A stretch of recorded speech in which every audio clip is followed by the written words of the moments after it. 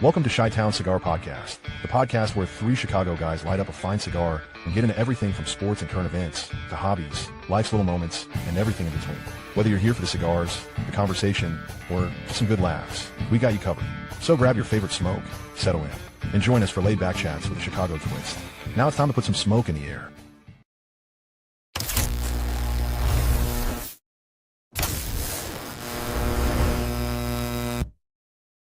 It's Tuesday night in the Windy City, and that means another episode of Chi-Town Cigars, where brands meet cigar enthusiasts. Whether you're joining us live or catching us on the replay, we're glad you're here.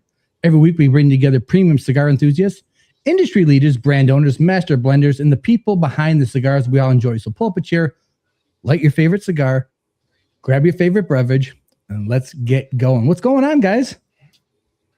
Welcome, welcome, welcome. How are you? I'll tell you what's going on, Mike. The Cubs are beating the White Sox. We're not even going to go there. We're not even going to go there. It's way too early for this. I went there early. I know. Yesterday's game was awesome. Yeah. Okay. Enough. We're not going to. We've got more important things to do tonight. Remember to share the show. Click and subscribe. All that good stuff. I want to get into it because I am jacked for this episode. So, we're going to start this ball rolling. I'm not even going to run the mission statement. I'm just going to get this thing going. So tonight we've got the Mike and Mike Powstanie episode. First up, we got the national sales rep for Powstanie Cigars, co-host of the Cigar Hustler podcast, a guy who, if you invite him to a cigar lounge, will tell you no, but he still wants to be invited. He's the man known as BDP Mike Palmer. Also joining him, the man who apparently demands perfection even when he's not in the room, self-proclaimed Polish king, co-founder of Powstanie Cigars, and quite honestly,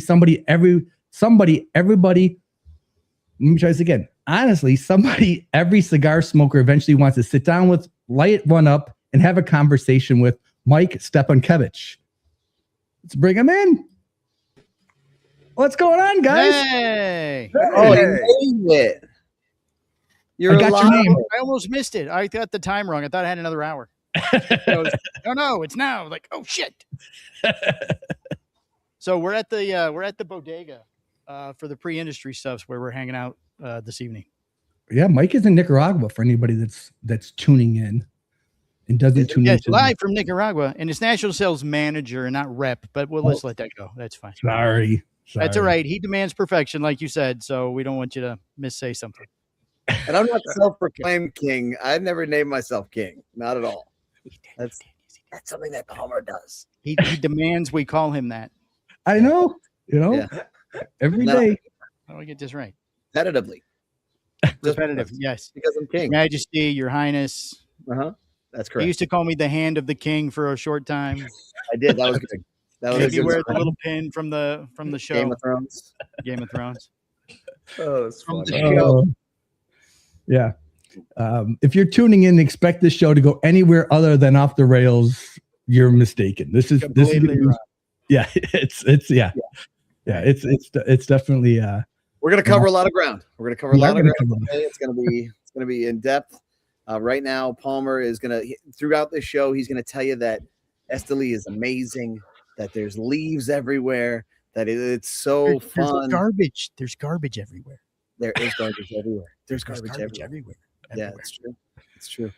And I haven't seen him in the field yet. I'm looking forward to the photo of him kind of just. I have demanded that photo, by the way, for the standing in the field, inspecting. Like these are my leaves. Yes, that's tomorrow. Okay, perfect. Good. I'm glad that's and happening. I think we're gonna go see AJ tomorrow too. Oh, only AJ. Only AJ. Only AJ. Nobody else. That's what he says. That's what AJ says. That's what AJ says. AJ.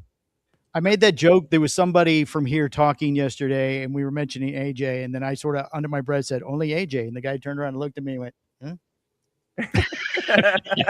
Okay. He knows. Yeah, he knows. It's only AJ. That's not to mess with. That's for sure. All right. There we go. Now I'm in the middle. There you go. Real quick, let's say hello to some of the people that are joining us. David K. Good to see you. Matt Brugger. There you go. Yes, the man, the myth, the legend.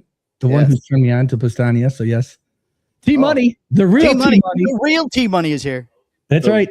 Real T-Money. The Creek money is unavailable right now. Fireborn is here. TX is here. What's going on, buddy? T Money says Powstanie San Andreas about to go down. There we go. We're going to find out what everybody's smoking in a second. Rodney, I'm not talking to you. Keep moving on. He's a Cubs fan. Let's go Cubs.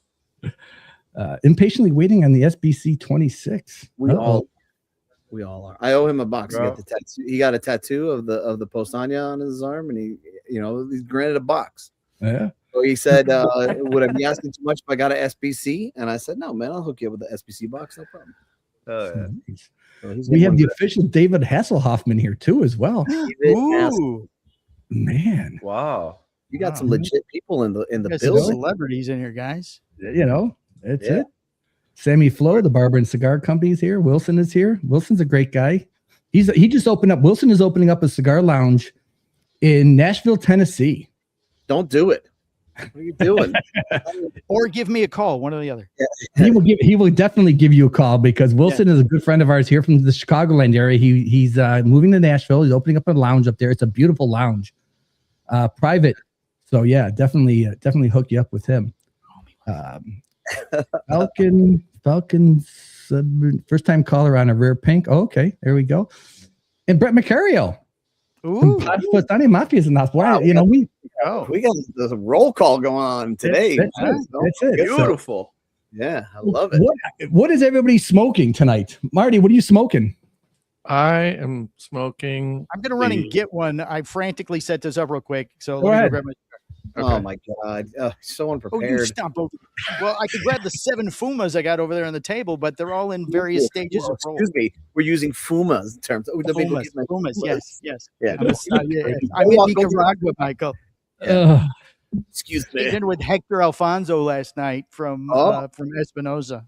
Oh, he's very full of himself lately. He's very full of himself, that Hector. Sorry. So yes, Marty. absolutely. Look at that. Damn. Mantra. Solid. I went with Lonsdale. Solid half wheel. Dominating by Charlie 81 on half wheel, 91 on the Chi-Town Cigar Podcast. So just saying, That's a great freaking cigar, dude. Thank you. I am smoking the original War Bear. Oh, This is the original. Thanks to one of my friends, John Korber. Thank you very much for this. I am enjoying this very much. Teddy, what are you smoking? I really wanted to flex, so I had options here. So yeah. After putting my ultimate cigar lounge, there you go. It's nice. So, but yeah, I'm smoking the Habano. Nicely Look done. at the burn, nice and burn. So smoking the Habano from Powstanie. So Nice, Mike. What are you grade smoking? 6. Me, I'm having the it's getting late, so I'm San Andreas right now. Nice, That's what I had yesterday. Yeah. Had Habano last, had the Connecticut to begin in the day, nice. and yeah, man. So, Mr. Palmer, what are you smoking, or what will you be smoking? I'm smoking the new Visigoth Eric from Rumcraft Tobacco.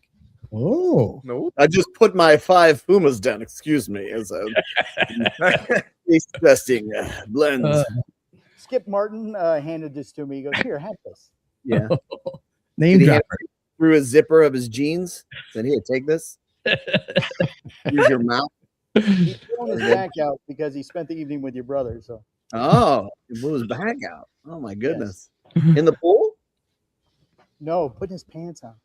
Oh, how was skinny dipping? How'd that go? Did you guys all skinny dip? What happens in the pool stays in the pool, Michael. No. That's the way He it takes- works. He takes Sunday is clothing optional pool day. Oh, We were there on the Sunday. Man, I got a visit there. Oh gosh, just don't bring your clothes. You know. here you go. David Hasselhoffman is smoking the 81 Somatic. Yes.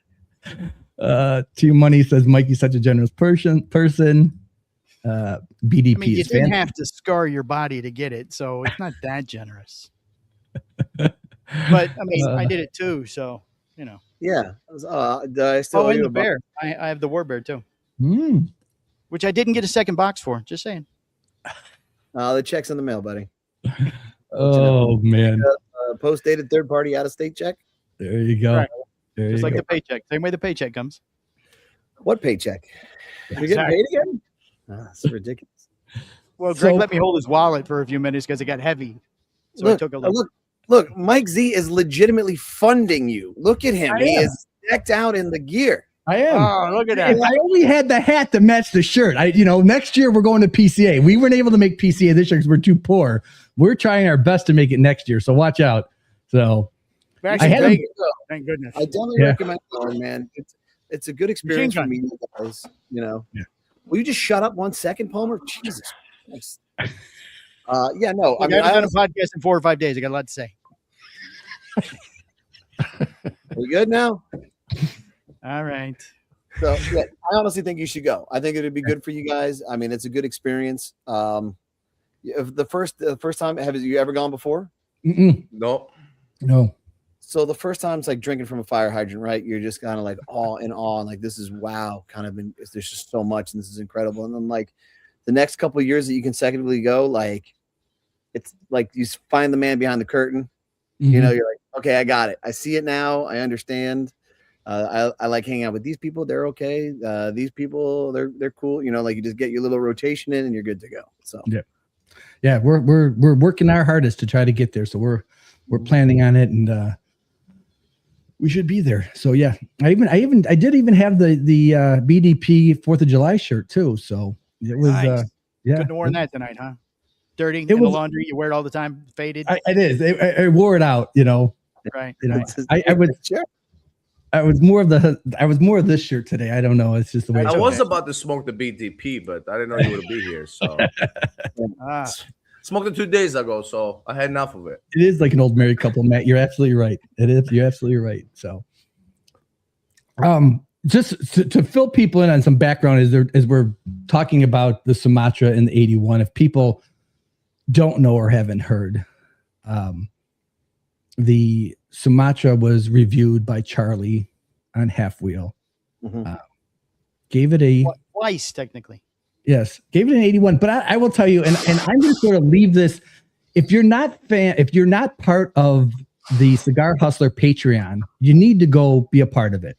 You really do, because Mike gave an excellent synopsis of that review and his thoughts behind it. And it not blowing smoke up your ass, you don't need it, but it just made me appreciate you more, because you could have went a different route and you didn't, and you just sort of laid it out there. And I've said on this show, after hearing that, I agree 100% with what you said, that if you're going to review cigars, you should get them from 3 different brick and mortars, 3 different regions. You should not get them all from the same place, just in case you have a bad experience with one. So for sure. Yeah, absolutely.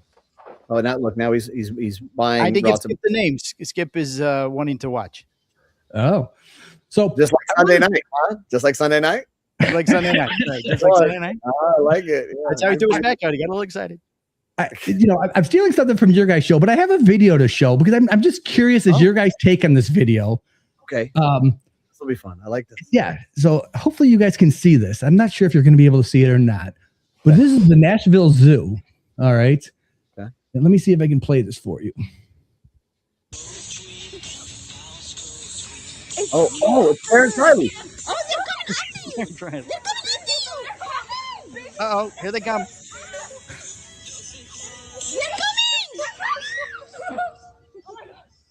So I don't know what she was thinking. She actually jumped the fence to go see the giraffes and then got stuck on the other side. I think she's thinking as she's lucky it's not a buffalo.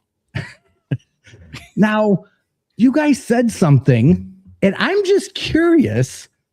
You made a comment about Terrence Riley. Yes. So is he aware of all this? Yes. Oh my God. Fuck yeah. Come on. When he does our show, I make sure there's a story in there he has to read about giraffes. Yeah. Every time he knows. He knows. The man's like 8 feet tall. Get him on right now. You got a video about him? Let's go. He's right there. Oh, look, it's Terrence Riley. Oh. Look at that. Oh. Yay. And the baby giraffe has entered the building. What's up with them? I give them this. They don't hide it. They don't hide their contempt for me. Oh, it's so true. Sneaking in. Oh. I always make sure, we are sponsored by Aganorsa. I always want to give us a chance to rebuttal any type of critiques or any type of comments. So I wanted to make sure that I think they answered as well. Yeah, they were very straightforward about it. Oh yeah, there's no like if he were here right now, I'd punch him in the face. So it was joking, but didn't cross the line or anything. Very very nicely done. Mike set you up there. It could have been ugly. I don't know. No. I don't know what could happen. If it would have been ugly, I'd be like, Terrence, we're not going to put you on. Never mind. For as much abuse as we give Terrence, we do give him his flowers, because I always say flat out that the reason why Quesada is where they are is because they let him go. So he texted me the other day, and it was funny because because he's always professional, he's always on point, and he was like, "Hey, I want to get to the text." Like, hey, a little more than halfway through the year, wanted to check in. Thank you for being a select partner and solicit any feedback on the program. Serious comments only. Your phone will be infected with the virus if anything sarcastic is sent. So I sent back ... Good talk.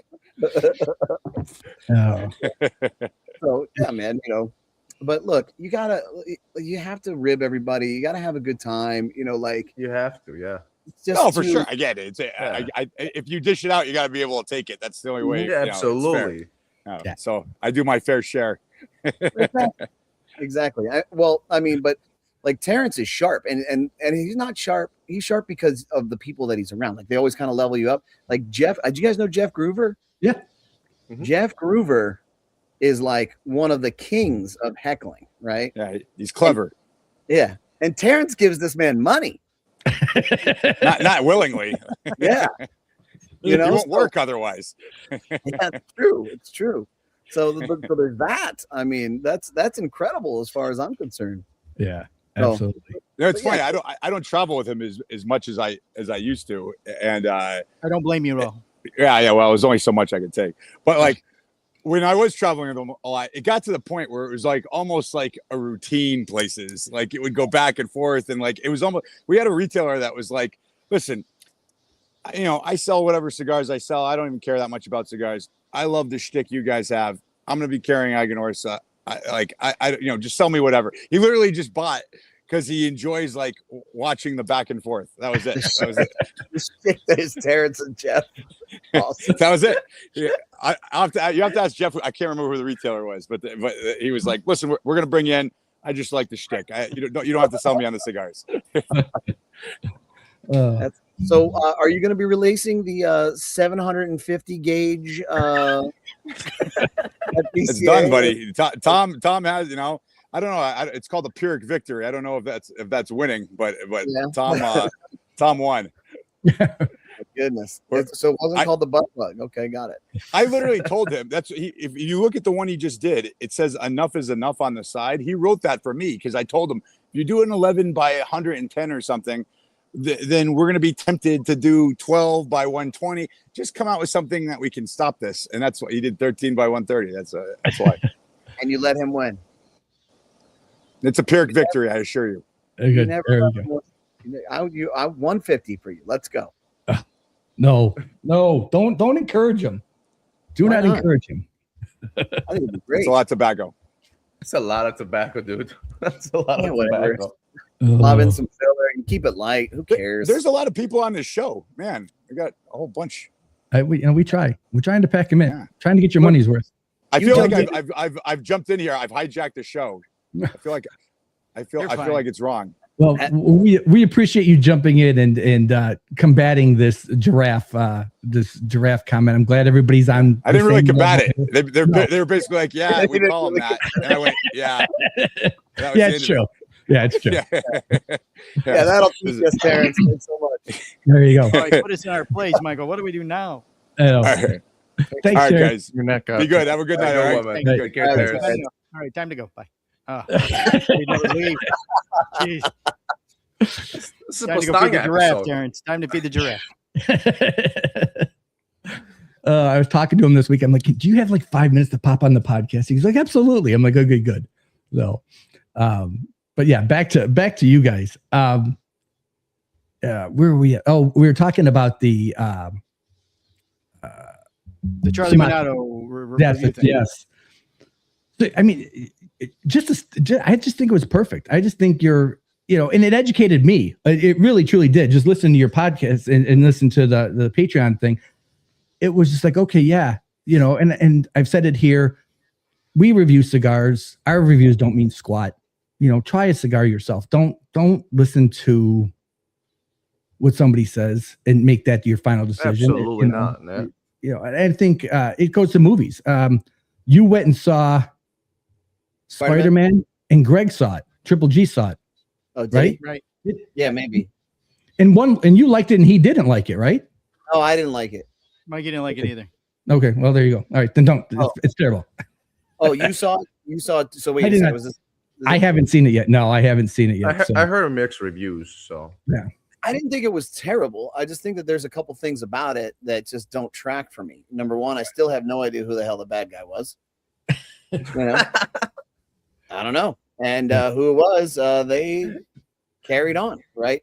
I understand the premise. We're kind of gravitating into the whole X-Men, the whole register your mutant, blah, blah, blah, whatever. Mm-hmm. Okay, I got it. And then like you're trying to get into this darker Spider-Man, and Tom Holland is not a dark guy. No. Well, it doesn't convey for me. So trying to make this dude agitated or depressed or whatever, and I'm like, this. I saw him on. Somebody showed me a clip where he was doing.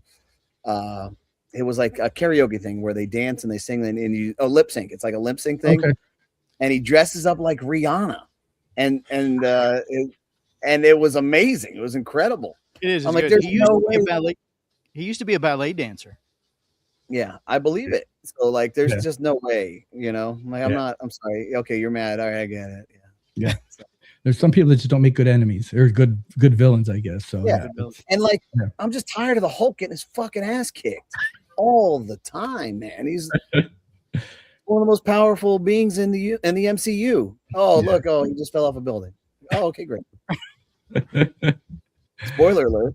Yeah, exactly. But I mean, that's the thing with reviews. It's people will come and like stuff. People will, pick and choose. It's like, like I've said, find a reviewer that what you like, he seems to like, or he likes and you like, and that's great. And run with it. But at the same point, if I don't like something, it just might mean I have a bad day. It might just mean, hey, I just didn't, or it was a bad batch or whatever, But at the same point, I still don't think you should make that the end all be all of your cigar experience with a cigar. Try it again.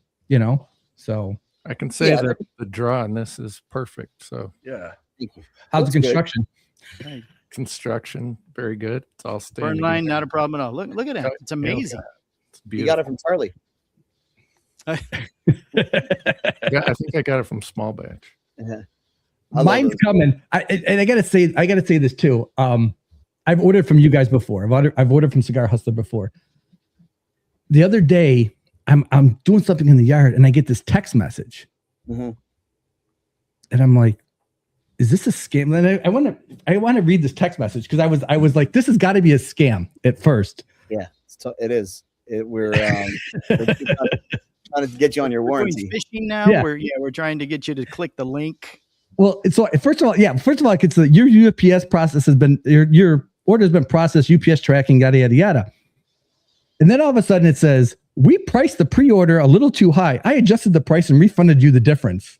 Yeah, and I'm like what? And then and then Steve goes on to say, save this number and shoot me a text if you need anything else. And I'm thinking, oh my gosh, right? That's fantastic. I was absolutely blown away. That's his home number. Call him. That's his home phone number. Call him right now. See how he's doing. Well, look, dude. Here's the reality. It's not hard to just be a good person and do the right thing, even if nobody's watching. Right. Yeah. So, Steve goes, "Hey, man, like we sent these out, or we had these pre-orders and they were mispriced." It's like, "What do you want to do about it?" I'm like, "Or refund the money." Like what? Like that's not that. Whatever. And then some people will notice, some people won't. I don't care. I just know that I did the right thing and we did the right thing as an organization, and We just keep it moving. It's a lot easier to live that way because I don't have to look over my shoulder. And we say a lot of shit, but we say what we believe. We screw around a little bit. We have a good time, and then at the end of the day, if somebody is butthurt about it, normally you got to look at them, not look at us. Right. So that's just kind of how we live. So it's really fun to me when we go to PCA and like something like a topic is hit and we were talking shit about somebody or whatever, and we know that they're so full of it that you would think that they would confront you. No, dude. They see you, and then they go do one of these and they go the other direction. That's the best. Yeah, that's the best feeling right there. Yeah, you just confirm, right? Yep. You confirm that, hey, and look, the other thing too is you can be a good guy and still mess up. You can be a good guy and still do something wrong or that you thought was going to be right or whatever the case may be. And there are plenty of situations like that. I don't hold it against somebody if they screw something up or they're trying to be something that they're not. I don't know. Like I just don't. I don't have the energy for that. So yeah, no, exactly. It's not worth it. Yeah, and I've screwed up plenty of things, man. So it's just much easier to say I'm sorry and just keep it moving. Yep. Corey Davis, good to see you. He says better to live with integrity. I agree. Yes. Matt says amen. Matt also wants to know, Palmer, if you had problems getting through TSA with your walker. No, they're very accommodating for us older people.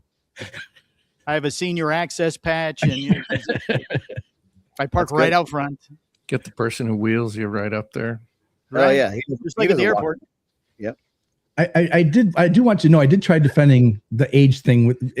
There was some Mikey and I had some back and forth a couple days ago about a email that got sent out, and have.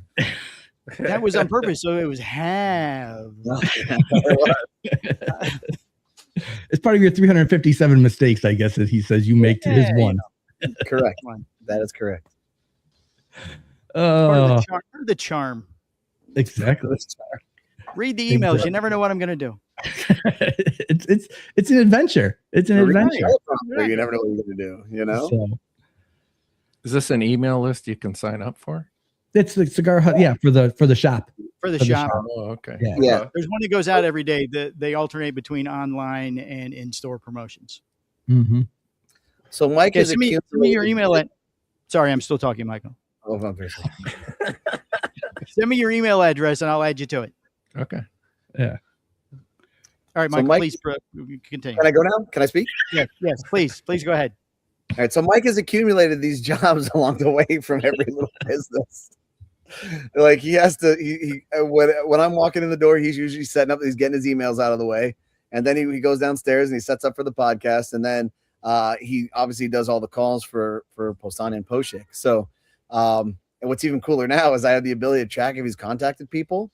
So I look at the dashboard. I'm like, oh, you're looking. You haven't hit your quota for the day. He's like, I still have 2 hours. I can still do. Leave me alone. I'm gonna hang. I got it. T Money says, I'm literally watching this in the cardiologist waiting room. That's being real. You might not want to get your blood pressure checked today. Yes, say, sir, is there something wrong? Everything's fine. Everything's fine.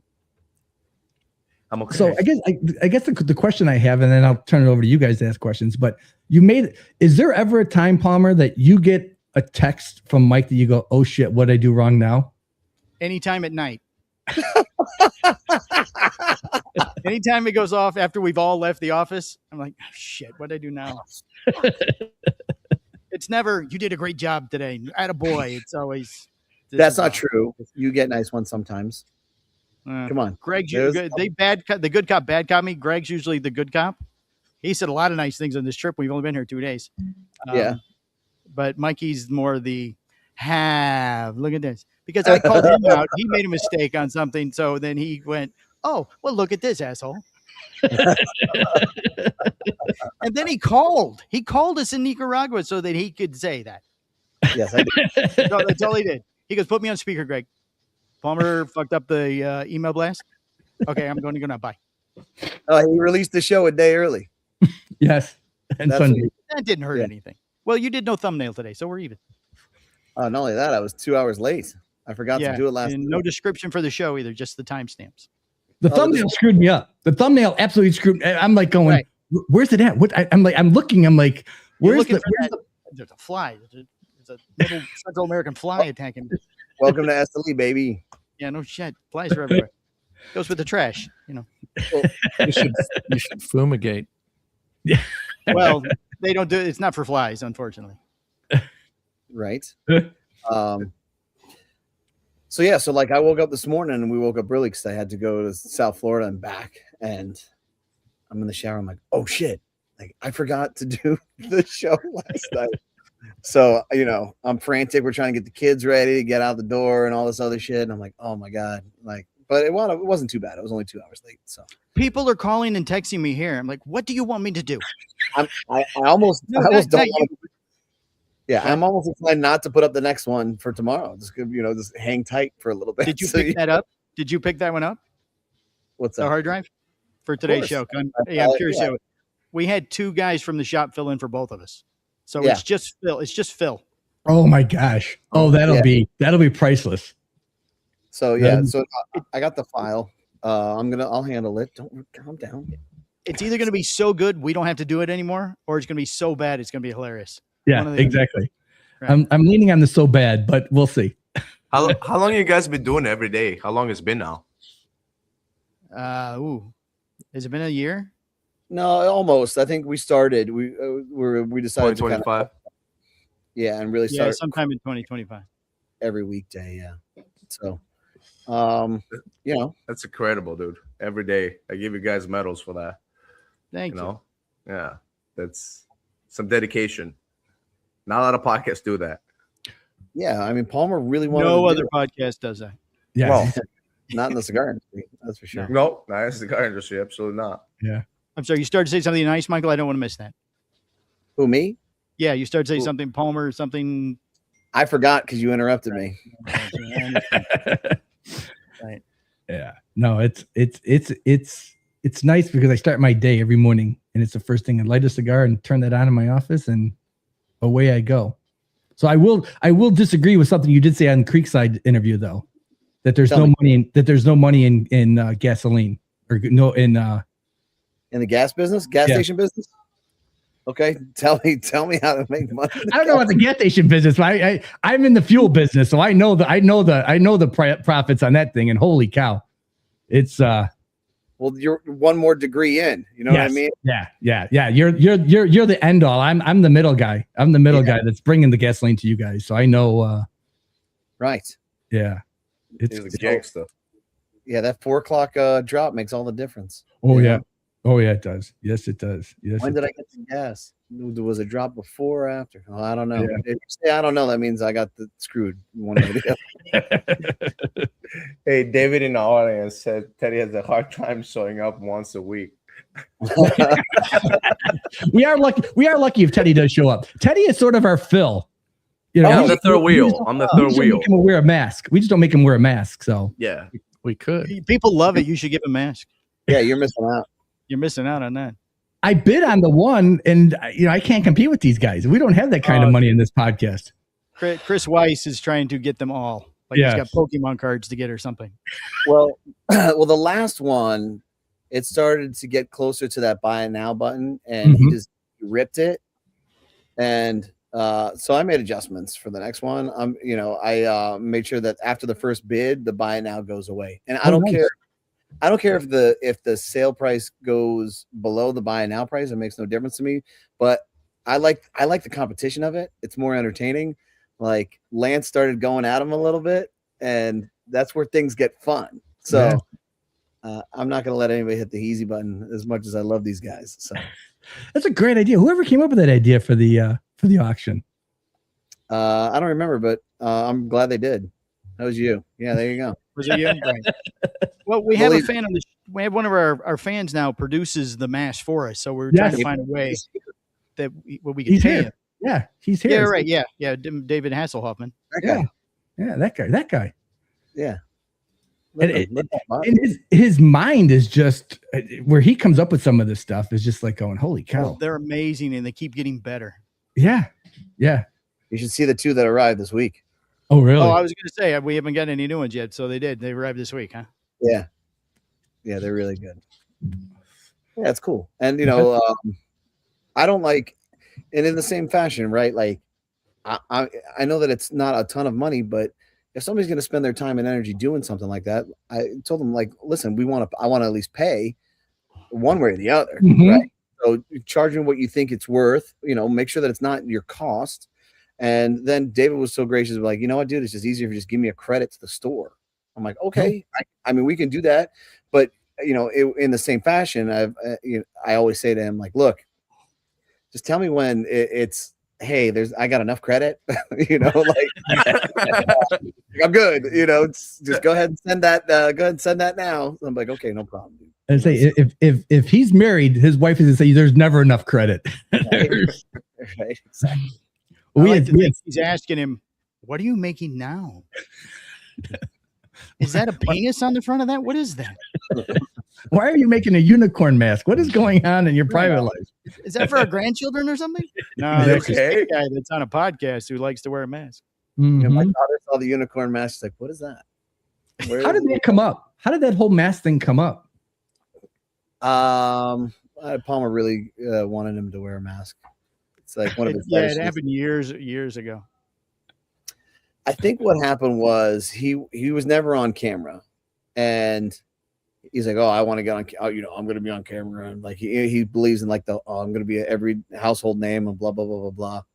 And because he's our friend, we like to torture him. So like, all right, perfect. You're going to be on camera, but you got to wear this. Right. Good idea. We just got a new camera, and here's a mask that makes you look like an alien. There you go. Yeah, better this way for all of us. So, but like, if you go there's. So I've been building the site. David just said his wife does ask questions. I want to hear that conversation. You've got to record that conversation next time she comes in. So you're sending this unicorn mask to 3 grown-ass men? That's correct. Okay, that is correct. Right, whatever. But that's okay, though. They're giving me a credit for these silly T-shirts. Yeah, check out this shirt I got. Yeah, look, this is Triple G and a star. Look at this. Who is Triple G? Oh, he's great. I love him. It's fine. So, but yeah, so like I started integrating like little Easter eggs throughout the site. So if you look at like the Build to Ship to where it has the name and stuff, it actually says Phil McGuffey on it. Yes, it does. Yep. I thought that when I was filling it out the last time, I'm like, why is it populating Phil's name in my stuff? I'm like, what the heck? Somewhere. Yeah. Oh. You got to keep it fun, man. Absolutely. Yeah. Yep. Dude. Hell yeah. Yep. Marty, Ted, you guys got a question? I don't want to keep hogging it. I always hog the podcast. What? Like, I don't know the history of Powstanie Cigars. Like, how long have you guys been? Yeah, 2015 that you started, right? Mm-hmm. Go ahead, Palmer. Do it. 2015 we started. Go ahead, Teddy, and I'll say the next thing. Oh. Palmer's been on the show, so we know his story. Yeah. Before you guys hired him. Yeah, it is the second time. This is how I brought Powstanie out. So You got to thanks. get right. You have to be paid in order to. What's that? Teddy's a customer. Yes.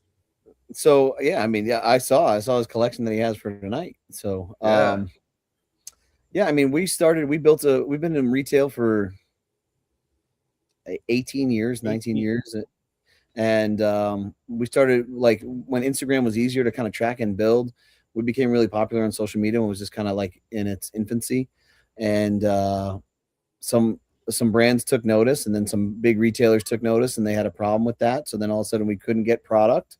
So then we made a product that they couldn't touch, and that turned into other retailers wanting it, and then distribution company and other brands and all this other stuff. So 20 years later, almost 18 years retail and approaching 11 at wholesale. And I still have no money. I don't know. I don't know what's happening. I don't know what's Triple G will attest to that. No, Triple G has the money. I text him today. Hey, I just put in a Roma order. It's like $30,000. Just so you know. Oh yeah, he fell down. He fell down. What's wrong? Michael just placed an order with Roma. How much? Oh, really? Wow. Well, we're out of a couple of things. You can see. Go ahead. Speaking of that, I hate to even bring up work to you, but I was on the website today. Can you create a wish list? Sure.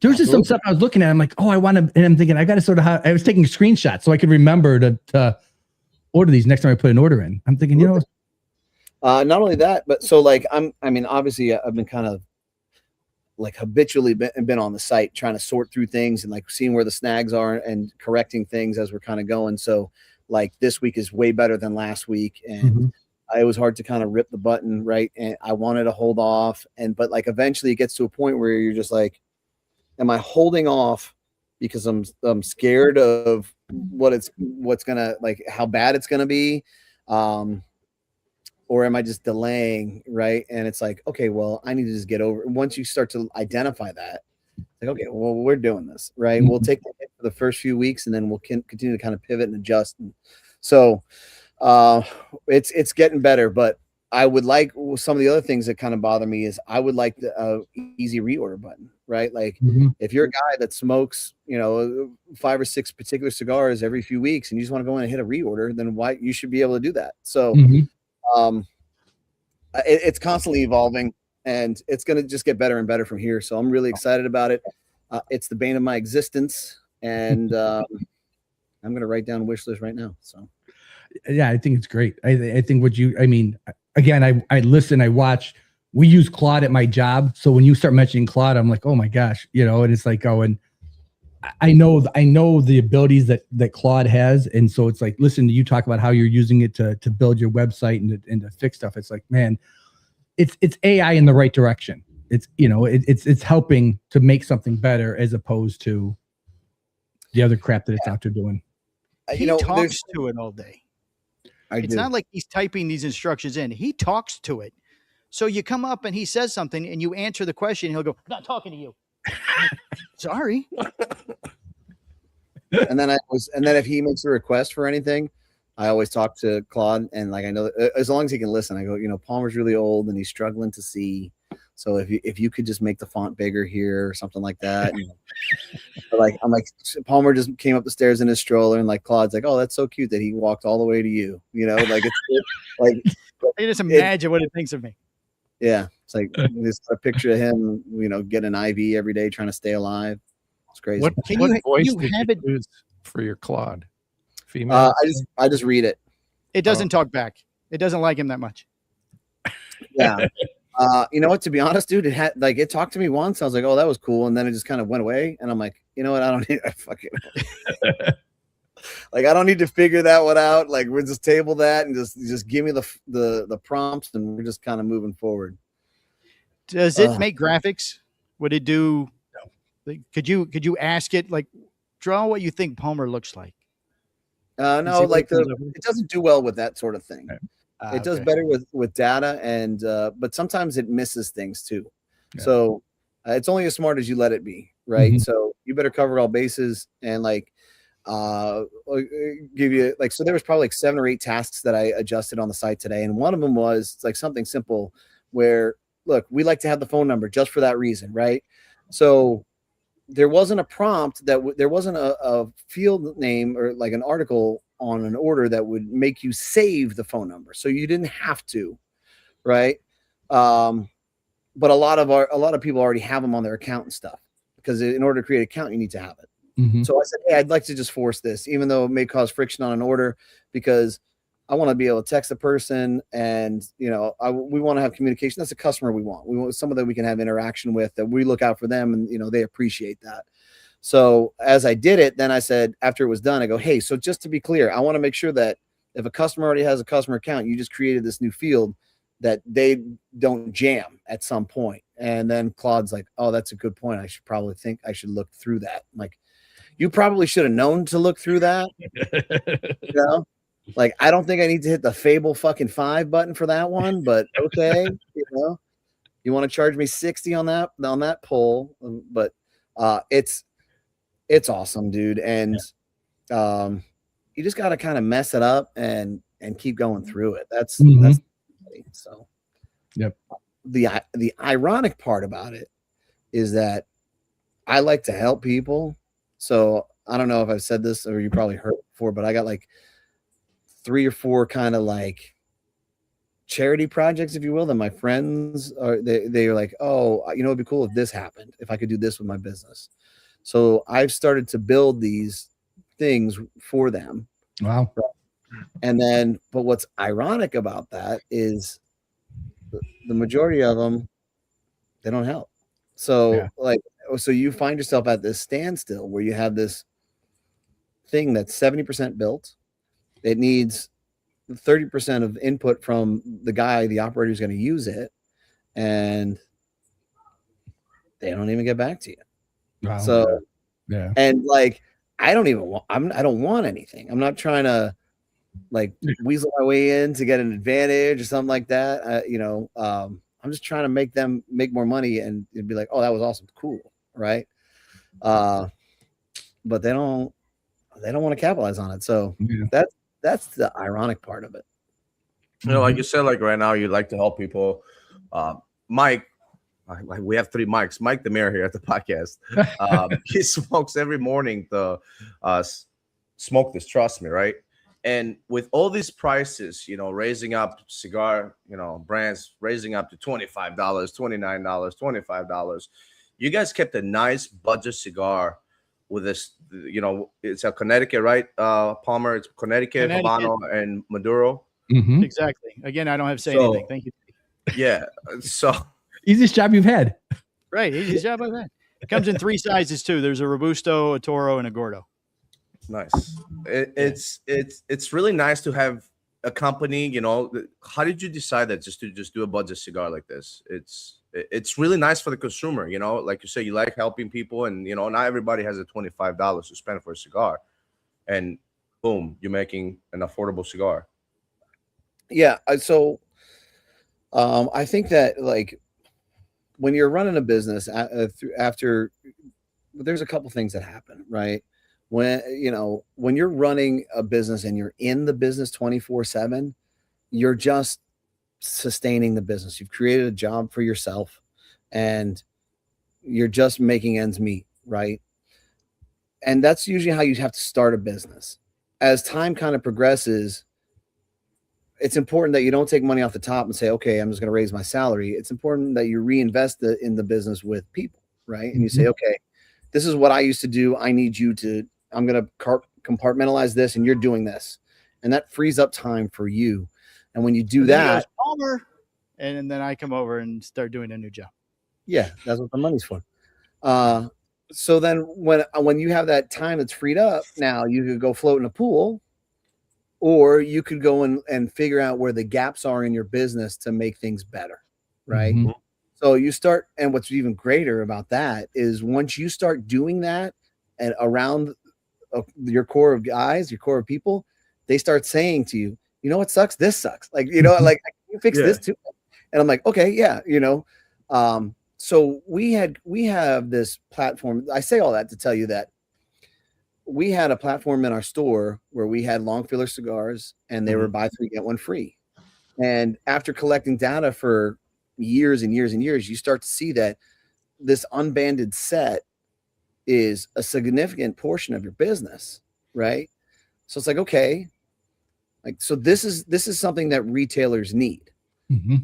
Maybe they don't realize it, but like this could be extremely beneficial for them volume wise, and just like catering to that niche customer, and not only catering to that customer, but providing a really good cigar, none of this, like not a short filler mix or whatever, but like, hey, what's the best cigar we can make at the absolute lowest cost, where we can still figure out mathematically how to make money and take care of other retailers. And boom, we put it together, right? We came to the realization that, look, it's going to need a band, right? Boxes are going to be too expensive, so let's put it in a tray. And then we offer a reload program for the retailers. So what's really, and we knew that when we launched it, if a retailer just put it in the right spot and kept it very basic, it would just move on its own. Mm-hmm. Right? It's just kind of set and forget. And then within about a 90-day span, they would need to reorder in the master case style that they did originally. So after the first kind of push through PCA, you saw the retailers like, hey, this is great. Like they got it. Like I'm in, bing, bing, bing, bing, bing, right? Then you have to go back to the other retailers and be like, hey, dummy, like, you ripped the buy 3, get 1 free off the box. Like, I'll send you another box. Don't do that again. Like this can work for you where you should be able to increase your revenue. Not only increase your revenue, but increase your net profit. So that was where it came from, man. Just seeing where a gap is and just fixing it, No, all three of them are fantastic. I love all three of them. Like Teddy said, it's definitely one of my go-to cigars in the morning. And it's I don't feel like I'm breaking the bank every time I light one up. Right. It's a great cigar. It's a great cigar. Yeah, Palmer, I'm gonna text you. You got it, Teddy. Yes. Matt wants to relay that the one major key in starting a business is not to work with your wife. Well, I mean, to be fair, my wife handles all the books for all the businesses. Does she really? Yeah, and she handles and she makes all the shirts too. Really? That's awesome, dude. Awesome. Awesome. But one of their guest rooms is, I'm sorry, Michael, one of the guest rooms is our CH Pod fulfillment center. Oh, okay. Sweatshop. Yeah. Oh, The sweatshop. Sweatshop. It's trying to be nice. But I think that listen, man, I've tried to get Omar on board, bro. What do you got? You go tell him. You go tell him. Yeah. What's really that was me just talking to Matt. Well, because I know that it's right. I know that it works, but sometimes that's the struggle is you just can't get a retailer to see it but once they experience it, like, oh shit. I couldn't believe it in the beginning. Like I talked to the guy in the morning and I was like, dude, this is good. It's just like I had to wait a little bit for the real estate, obviously, but I read the email twice. I was like, dude, this what? I was like, come on, this is no brainer. No, we talked. Palmer's made another mistake. When you text him, I opened the email. I'm like, dude, Jimmy. I was like, what's going on here, dude? So yeah, you're gonna hear from me. Don't worry. Good deal. Yeah. Well, let me ask another question. So obviously, Powstanie has got a very loyal following. I mean, there's the mafia is the mafia. You've got a great set of cigars. You guys are boutique, I guess, in a fashion of the word. Yeah. Do you want to stay boutique, or does King Mike want to dominate the world and grow this to grow his kingdom? Grow his kingdom. What do you think? Domination. What do you think? I would like to get paid. I would like to get paid more. I don't know what you want. So, as you say, I sell more cigars, I make more money. So yes, let's grow it. Let's add. I've got Skip making 3 new core lines. It's great. Perfect. Perfect. Yeah, I mean, I would like it all. Yeah, I would like it all. I would like to go for the whole thing. However, whatever that shape that looks like when it's all said and done, But at the end of the day, I want the problems of, hey, we can't make that many cigars. I want Skip give me a hard time about it, and there's just no sorry. I want that problem. That's the next problem I want. Mm-hmm. After that, then you figure out what the next step is, what the resolve is from there. I think that's important. I think that if you just say, yeah, you know what, I just want to make a couple and I'm good. I'm not built that way. I know that like Skip has his visions, Michael has their visions. They like to make a little over 1 million sticks and achieve that. The more and more I think about it, I always be like, but there's other avenues that we need to cover. There's other things that need to be done in this industry. It needs to be, and I'm a believer in reshaping it and building it, and because it's ridiculously small and it's frowned upon so much in our society. It's ridiculous. So I'm trying to figure that out. Yep. I'm trying to figure all of that out. So Skip says like you can make a lot of money up to like 1 million cigars, and then between like 1 million and 3 million, you don't make any more money. and then you start making money again. Yeah, and that's the because Creekside interview. He talked about that on the Creekside interview we just did. I got to listen to that. It's a good interview. It is. Of course, it is. He mentions my name. Oh, nice. And look, the guy knows, right? Because when you're in that spot and you're trying to churn and burn, what do? You have reps. If you have brokers, if you do all of these things to invest, it's got to be a hard spot to get out of, unless there's a different way. And I think there's a different way. Yeah. So, we'll see. See, I have a little trick when I sell Powstanie. I get a lot of Polish people at the Ultimate. So when I tell them, hey, this is a Polish guy, they're always going to buy the stick. So, hey, it works out. I like whatever you got to do. Good fit. Yeah. Wait a minute. I'll show up in a traditional Polish outfit if you need me to. Wait a minute. I'm shocked here. Wait, David Hasselhoffman is in Northern Illinois. David. No, what? Wait, hello. Wait a minute here. See Teddy over there at Ultimate, and he'll get you hooked up. He'll get you hooked up with someone. Big bro. I know who he is. I've got you taken care of with some of these cigars, so don't worry about it. We'll get you hooked up. So, and then of course Matt is saying he's going to continue to support as long as he can. Hey, your support brought one more smoker into the realm of Powstanie, so they owe you for that. So, yeah. That's how this grows, man. That's exactly how this grows. Well, that's the only way. We're like I was telling you before we want to go to PCA. We're trying to grow our brand, and one of the things that we're finding is that our niche in the cigar media world, your guys' niche is to get the word out, to get people to understand. Have we had some big names on? Yeah, we had Steve Sock on. It was a pleasure to have him on our show. Yeah. But I mean, we like to introduce other cigars. We just had John Simmons from Warfighter on. Great cigars. Great guy. You're talking better.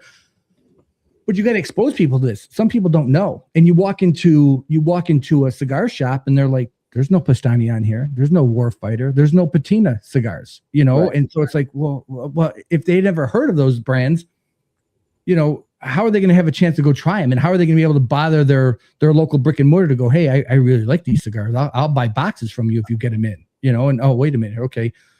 So, I mean, I think that's what we're finding with us is connecting brands with cigar enthusiasts to go, hey, you might not have heard of this cigar. You might not have smoked this cigar. Here, we're telling you about it. And I think that's the huge thing, in the media, in the cigar media realm. Yeah, and I think that's a great thing that you're doing. There's a lot of things to kind of address with what you just said, right? Like first and foremost, for us, I don't think that we're really trying to promote and expose particular brands per se. We're trying to increase people to have some interest in cigars, right? Mm-hmm. And like, listen, come stay for the bullshit, crazy news that we talk about, and then maybe learn a couple things about cigars while you're here. Mm-hmm. I like that's our approach, and that isn't something that's really common. And then what you're doing isn't something that's really common either, because you're right. Like a lot of people will just focus on those bigger brands, but the other thing there is that it's hard to build a brand. It's hard to, it's hard to make a decent cigar. Mm-hmm. Because a lot of people want to just take your money. Then it's hard for you. Then it's hard for you to understand that you just made a shitty cigar. So you better figure that out, right? And walk away from that. Don't say, this one sucked. This one, somebody just talked to me about this. It was funny because like this one sucked. This one sucked. This one sucked. This one sucked the least. That's my cigar. Like, oh, I don't know if that's the right move. That's a good decision, right? Yeah. And then you got to go out and promote it and believe in it and understand that if you're gonna go door to door, man, 90% of them say, I don't know who the hell you are, and then just step out, right? You just have to not go away. Mm-hmm. And you have to continue to build and gain traction. And 10 years later, like Dave Garofalo says, it's 10 years later now we're an overnight success, mm-hmm. right? Yeah.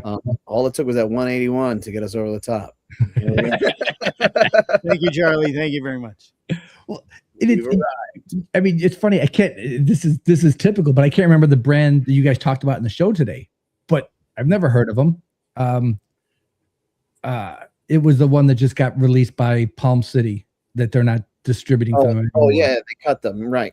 Yeah, and it's Right. like, whose fault is that? That's it's like you got to get out there. You got to get your name out there. You got to get it into the hands of people to go, oh, this is a great cigar, or what are you doing? Why are you doing this?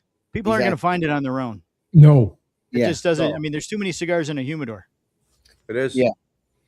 And if you haven't heard of it, if you haven't heard somebody talk about it, you're going to pass it by going, I don't know what that is. And I've never heard anybody talk about it. So therefore it isn't worth picking up. Right. Too many people just want to make a cigar. And that's the other thing too, is like we have a lot of friends that make cigars, and we've distributed for some of them in the past. And whenever somebody approaches me, I'm like, look, man, what are you going to do to build a brand? I can introduce it to somebody, but if somebody says, I've never heard of this, even if they smoke and they're like, oh, it's okay, but like no one's asking me for it,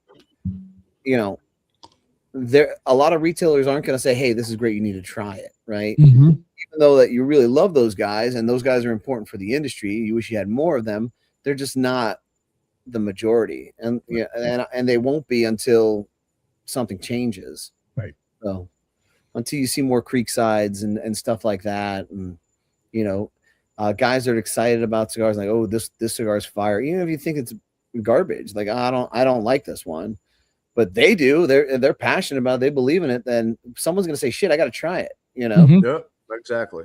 Yep, exactly. Yeah, I agree. Mm-hmm. So what else you got? We've seemed to have hit this thing lately where now the influencers are starting to smoke our cigars and post them on social media, which is, I mean, it's been me for years, but now all these other people, every time I go on, somebody's tagged me in something else, and I'm like, I don't even know who this person is, but thank you very much. Yeah. Well, the other cool thing too is that we always encourage that. We've always reposted. It doesn't, like, all right, cool, Right. Anytime anybody tags us or does that share thing, we always make sure we repost it. Yeah. Right. Do you like influencers? Because I watched Charlie as we're back to Half Wheel. Yeah, and talk about the consensus list for 2026. And one of the things he talked about was having a influencers portion of their consensus list. And my initial thought is influencers are great to a point, but are they really truly enjoying cigars? Or are they just looking for the free handout? Are they looking for, hey, give me your cigar? Because I was on a whereby with Michael Herklotz, and there was an influencer on there, and she said, "Give me your cigars, and I'll guarantee you, I'll post once a day for the next 30 days." Right. And I wondered, I don't know that much about influencers, but I'm wondering, is that really? Are you enjoying the cigar? Or are you just smoking it to be able to? Right, because they sent you free ones. Yes, exactly. Yeah. We don't provide cigars like that for the influencers. We send them to media guys when we do a press release. Like, here's this new cigar, give it a try. Here's all the information, review it. If it's good or bad, we don't care how you say it. But yeah, so, I mean, it helps and it makes a difference, but you're right. I don't know how much credibility gets to, some attractive young lady smoking the cigar, except the guys comment on it. And then like, oh, where can I get that? Oh, I should try that. So, I mean, I guess it works, but we're not a big fan of, sending the girl a bunch of cigars so that she can smoke one every day for the next 30 days. Well, and I mean, the thing is that I guess I'd like to see I'd like to see how sales are. I mean, if Powstanie said, okay, here, we're going to give X influencer our cigar to smoke for the next 30 days. I'd like to be able to say, is there a way for you guys to track that for the next 90 days? Do we see a spike in our sales? Or is it, okay, we're seeing a little bump, but nothing worth, Well, if the site doesn't do that yet, Michael will make sure it will tomorrow morning. Well, here's what I'm going to tell you. Well, for one, media guys do it too. A lot of media people are like, well, I'll promote it if you give me a box or whatever. The reality is, for me, the worst thing you can fucking do is dry bag for a massive amount of something, because I'm instantly out. I'm done. Right. I'm good. I'm good. And like, no, we like to send cigars out to media guys, just out of generosity. And if they cover it, great. Right. And we acknowledge that, and we're grateful for that. If they don't, they don't. Guess what? We're still going to send you some more next time. I don't, like, we got a list of people that we like to send cigars to, and we do that. Right. But we would never, ever, I would never, just on principle alone. I'm like, I'm good. Yeah. So I've created a spreadsheet with the list of all the shows that we, send cigars to, and it's got a set number. Like, how many do you guys need? So like, if you guys needed 3, you would get 3. Right. If a show needs, like, Cigar Stop needs 5 for some reason, so they get 5. Right. Yeah. I wouldn't want to send you 1 and then, leave Marty out, Right. Well, and one of the things that we believe in, I mean, we like the ability to smoke a cigar, but we want to, when we review them, we're sort of the half wheel version of, we want to buy them with our own money. We want to be able to say, hey, we went out and bought this cigar. We're spending our money to smoke it. It's not to say that if Postania, Drew Estates, Aganorsa, anybody sends us cigars, we're not going to smoke them, but we're not going to make that part of our review. We're going to say, hey, because I think it's fair to you guys and to any brand to be able to say, hey, they bought them, they bought them from 3 different shops or, wherever. And we're giving it a true, honest review, as opposed to, oh, this is the stuff that we got from X brand. And okay, here in US mail sucks. I was telling Marty before the show, I paid the extra money to have UPS deliver my cigars because I want to get them. Not Chicago is notorious for cigars making it around the world and then finally making it to your doorstep. So, but I just, with influencers, I just go, are they, Matt asked the question, are they even smoking them? There's one that pops up on my Instagram on a regular basis, and the way she smokes it, I'm like, are you really smoking that full cigar? Because you're only seeing the first couple puffs of it, and then in the way she appears to be smoking, I'm like, you don't even look like a seasoned smoker, So that's how I look at it and go, Charlie, don't. I look at it. I wrote him an email saying I would not include influencers in your consensus. It's kind of the same thing at the Cigar Snap, right? They has the models. Those girls don't smoke the whole cigar. They're just taking the pictures. So yeah, if you look close, the ash never changes on those pictures. Yes, it never changes. Only her pose. Yeah. Some guy off camera lit it up, took 3 or 4 puffs to get an ash on, and he goes, "Okay, sweetheart, here you go. Give it to me. Here you go." Yeah. Don't shake it too much. The ash will fall off. I got to smoke it again. But we love Cigar Snob. They're great people. So no, Cigar Snob's great because again, and what I I'm subscribed. Cigar Snob smokes all their stuff blind, which I think is great. I think it's they're not influenced by the band. Okay, they smoke it, they give you their review, and then they turn around and say, okay, here's what the rating is. So I'm like, okay, hey, it's a genuine review, as opposed to, oh, well, this is a Dunbarton, so we've got to make sure we give this a good review. Versus, they smoke it and hey, here's what it is. It's a blind review, and okay, now we know what it is. I like their unboxing videos where they go through the mail and show you everything that they're getting, so you know what's going to be coming up soon. Yes. Yeah. Well, I mean, there's always going to be bias in something, right? Yeah. There's nothing you can do about that. It's inevitable. I mean, and like when it's really apparent and it's really bad, especially if like something tracks really high and then everybody else like, this is terrible. Like that's when credibility starts to kind of wane. Like, oh man, so you lose those real smokers. So, you just try your best to be true. And like, that's why we've always kind of gated that. And we put it behind closed doors in the Patreon because, I may like you and the cigar may suck. And I'll say this one sucks, or I may hate you. And the cigar may be great. And I'm going to say this cigar is really good. But, and like we've had a couple of Patreons leak out to some of these guys. I'm like, dude, I'm sorry, man. I don't know what to tell you, but like, this is what happened. This is what happened. This is what happened. And I'm not gonna like. I don't know. I'm still gonna carry a lot of your stuff. Not this one. This one sucked. Yeah. So, No, Hector brought up the Sumatra again last night at dinner. yeah, well, as he should. It was terrible. Right. We Well, reviewed it and it didn't do well. And every time you see him, he's like, he finds some way to work it in the conversation that we gave him a bad review on his Sumatra. Every single time.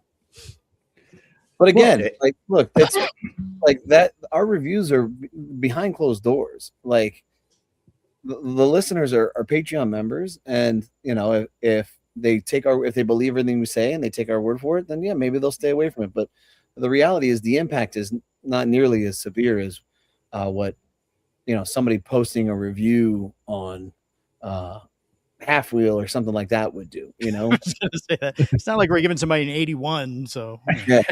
Well, okay. So you spoke about this on the Creekside interview, the Padron Millennium Maduro. Great cigar. Yeah, you love that cigar. I do.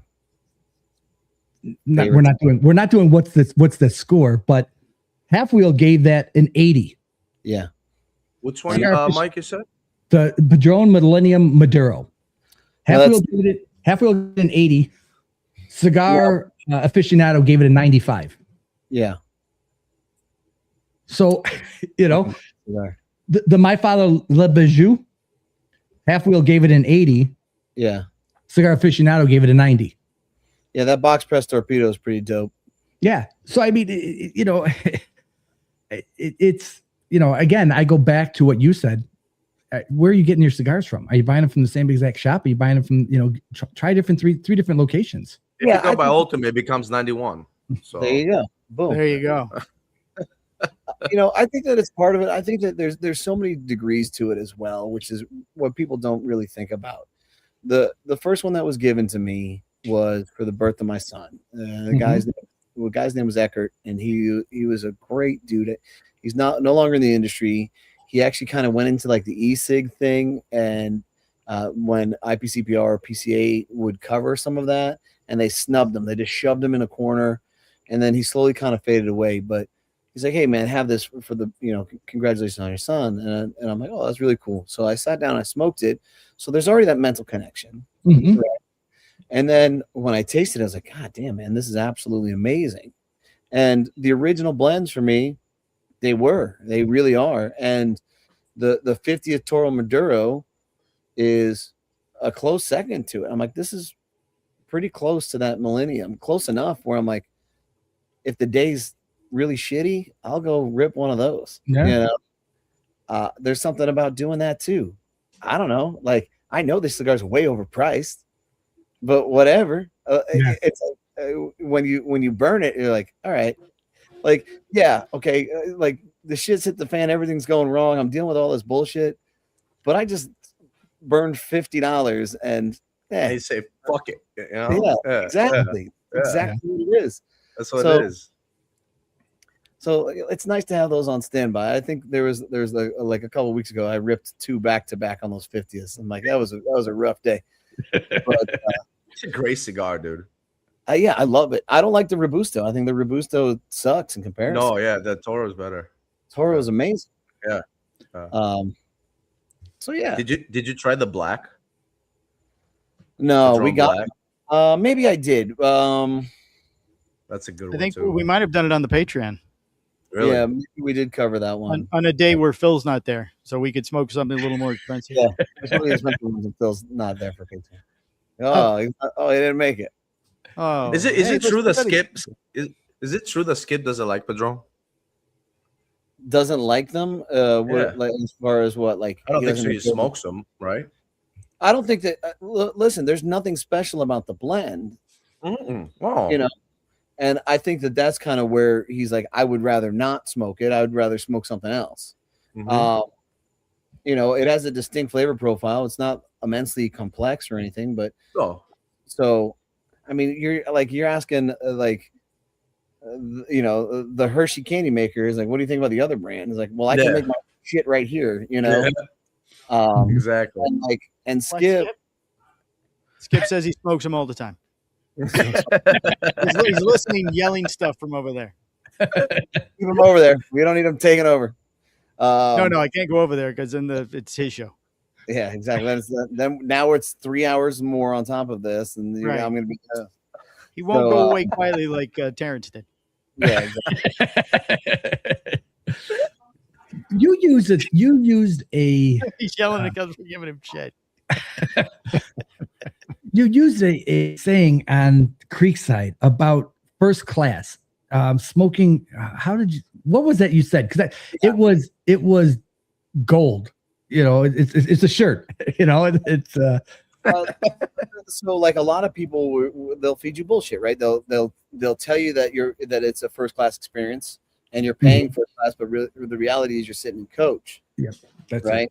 But and then finally you get to first class, and it wasn't as expensive as you thought it was supposed to be, and you're like, oh my god, like this whole time I've been having this.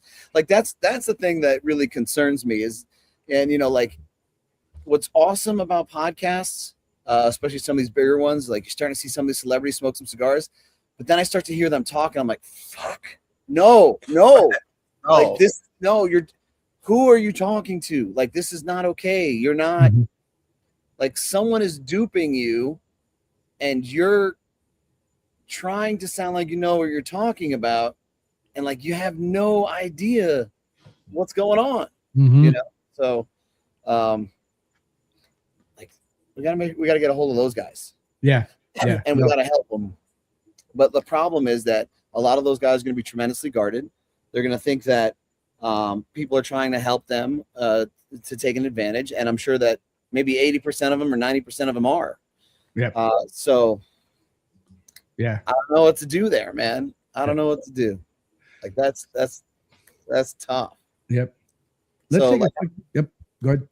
Like I got a friend of mine that he used to always smoke some particular brands, and I'm like, here, smoke this. He's like, this is really good. I'm like, yeah, it costs less, or damn near the same price of what you're smoking now. He's like, I don't know if I can ever smoke the other one again. I'm like, I know, like that's what I'm trying to tell you, that a lot of these things are just massively produced to be sold, and you got caught up in this. This lure of shit. The fame is the famous. Yep. It's a famous name. Right. Age 70 years. Yep. Let's take a quick break here. Yeah. Let's take a quick break here. We're going to run some commercials. We're going to come back. I want to ask you about a celebrity. So let's stand by. We'll be right back. Looking for the ultimate eyewear experience in Chicagoland? Discover Eyewear Fix, your premier eyewear store for over 28 years.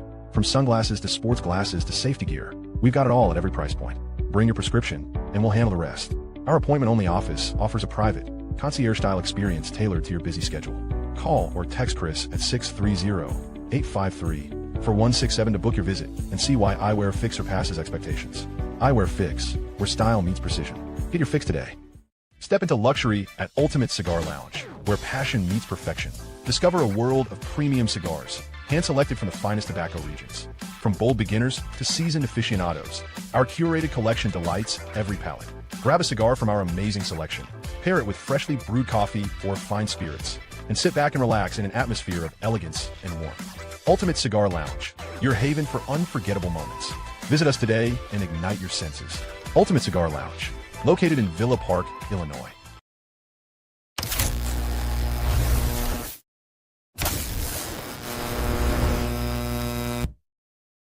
This episode of Chi-Town Cigars is brought to you by Aganorsa Leaf Cigars, where cigars begin exactly where they should, with the tobacco. Grown from authentic Cuban seed on Aganorsa's own farms in Nicaragua, these cigars are built on flavor, balance, and craftsmanship. No gimmicks, no shortcuts. From the first light to the final draw, you taste the difference when the leaf comes first.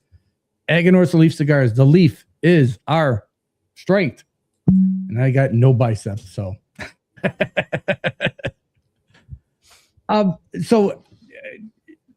Celebrities are all over the place. They're more and more jumping into the cigar realm. And I'm not for it. The only one who I think is doing it correctly and vested in it is Guy Fieri. And I think he's priced all of his cigars. His cigars are $13 to $17. I think he's not pushing the celebrity aspect of it. What are your thoughts? I know you're sort of on the fence with celebrities a little bit, but I mean, is Guy doing it right? I mean, now he's invested in Espinosa's other farm in the Dominican. So yeah, and the guy's working. He's doing a lot of things right. He's making good cigars. He's with one of the best guys, as far as I'm concerned, in the industry. Guy keeps it real. I think that there's a lot of positives there, right? The downfall with a celebrity making a cigar is somebody who hasn't smoked a cigar is going to smoke the cigar because they like the celebrity. And if the cigar is ass, right, and that guy's never coming back to smoke cigars. Right. So, and that's 90% of it, 95% of it. It's a quick buck. They sell their first go around, and then that's kind of it. So, that's kind of where I stand with it. I'm for celebrities making cigars if they want to go through the right thing and find the right people to make those cigars. If they just make cigars to make cigars, then they're doing the industry a disservice, not just themselves, So, that's it in a nutshell, dude. Yeah. Is there one in particular you're thinking of, like Notorious or some shit? Because those are. Yeah, I mean, I think a lot of these are just bad. I have the Notorious the Lounge. Me too. People buy them. I mean, and people buy it. I mean, it's not a terrible cigar. It's just like, I agree with you. It's a love and a hate because what is gonna happen if just like he just decides not to make the cigar anymore? It's like, okay, it was a good cigar, but it's like they do it for the quick money. It's not just him. It's a lot of people we can name them. Oh yeah, no, exactly. That's not a reigning endorsement. It's not terrible. Is not the best thing I want to hear from my retailer. Yeah, it's not terrible. Like, okay, So like, he just came out with a $50. Did you see that? No. Yeah. Yes. Yeah. It's only $500. So here's what I'm gonna tell you. If you screw it up off the jump, you're pushing yourself back on the starting line. Yeah. You can still correct it if you want to. He can. We'll see how that goes. It's not. I don't know. It ain't easy, man. It ain't easy. You can't just start out of nowhere and just, hey, I made a cigar. Here, smoke it. You need to have, Powstanie started 2015. You have 10 years of experience, blending experience and stuff like that. But 1 year, you're just like, okay, hey, I made a cigar. It's just. Well, for us, dude, honestly, it was much easier than you think because I knew who I wanted to work with. Yeah. I knew the guys that were getting good tobacco, that they were doing a lot of things right above and beyond what a lot of other factories do. So all the hard work is done at that point. I just need to figure out what I think tastes the right way. Right. Yeah. And Skip will tell you that we have really good arguments about stuff all the time. Like, no, it's bad. I'm like, this is really good. Yep. So David Hasselhoffman says, Guy is doing something other celebrities don't do, and that is he's using his name to sell them. Like Mike said, he's with Eric, who makes great cigars. Yeah, and I mean, knowing Guy smoked cigars, and I heard the whole story of how Guy and Eric hooked up, and how Eric basically pushed him off for 3 years, saying, "No, it's not going to happen. I'm not getting in the mix of this." So I give Guy credit that he was persistent. And it wasn't like, okay, he said, no, okay, I'm out of it versus, he's continuing. But I do agree. Sammy Flo said it. Where did he say it? Right here, the majority of celebrity cigars are trash. Yeah. I think these celebrities get into it and they think they're going to make millions. And they realize, wait, if I make a cigar now, I've got to help endorse it. I've got to help go around the country. Right, and I've got to work it. Exactly. Yeah. Right. And they don't want to do that. They don't want to do that. Okay, I'll show up at PCA. It's once a year. I'll have my face. Well, no, that's the PCA. PCA isn't it? That's great for the retailers, but it's the consumers you got to go out and talk to. You got to sell it to the consumers. You got to be there with the consumers. So, I mean, the scarier part of that too is the brand owners and the manufacturers that are really happy to just take the celebrities' money, right? Like, no problem. And Q1 was a little rocky, but don't worry, another $100,000, and we'll get you right where you need to be. Turn the corner, and it's like, okay. Yeah. You know, this guy must know what he's talking about. Yep. I've seen him roll a cigar before. Big bro says Marlon Wyan. That's what I was about to say. Great cigar, and I know he does a lot. He does a lot of stuff. He does a lot of stuff here in the Chicagoland area. Is always around in these lounges and promoting his stuff. So I give him credit. You know, I haven't had a chance to smoke one of his cigars. He really shows up to lounges. Yeah. Yes, he does. Yeah. He showed up. There's a lounge down here in Illinois, 45 minutes towards Chicago, that he just showed up one day. Just showed up, and everybody went crazy. Yeah, he showed up at White Smoke and Ash. Oh, there he is. There he is. All right, I gotta go, guys. Later. Thanks. He was pinching me on the butt. Do we have to pay him for that now? Yes, unfortunately, that's the way it works. It takes you back to Sunday. Skip says he only does tier 1 podcasts. He doesn't mess with things like me and Mike do. Yeah, it's this is the bottom of the barrel right here. This is the bottom of the barrel. He's going to be on Coop Show next week. There you go. They love each other. No. He said when you get to Boston Jimmy level, give him a call. we will. Is he still around? Is Boston Jimmy still around? Yeah. Yeah. I thought he just went to print. I didn't know he still did a podcast. I think it's primarily print. Print. He's usually the first one that goes out with our press releases when I send it out. If we got him, we'd put him out. We just don't get him. All right. And the email that he's going to send me to add on that, you send me one, I'll add you to the other email list. I just look at what Charlie puts on Half Wheel and then I'll copy it and put it in. That's the easiest thing. That's what we do too. Yeah, it's even for our own stories. That guy is scary good at what he does. Yeah, it really is. I mean, he's up my ass about this SBC. He's like, "What's going on?" Because it was supposed to drop a few weeks ago, and I'm like, "Well, we had a delay. So we're not ready." But it's not like any of the other media people are really aggressively covering it. They're not on top of it the way he is. And when the email drops, the first person who's going to ask me questions about it is going to be Charlie. Hey, so damn, okay, I just sent it, but okay. Yeah, it's funny because, and Marty and Teddy will tell you this. I love this. I love what we're doing, and I'm so passionate about how do I get this? How do I get this where we keep moving forward? And I'm like, we got to do this. We got to do this. And Marty's like, calm down, relax. We're not there, but we got to keep pushing towards it. So, I took again something that you said in the gaps, and I looked and said, okay, where's the gap? And the gap I found was there's a lot of cigar podcasts out there, but they don't really keep their audience involved. We encourage, hey, give us your questions. Ask the questions to Mike and Mike. Ask the questions to our guests, and it's like we want them involved.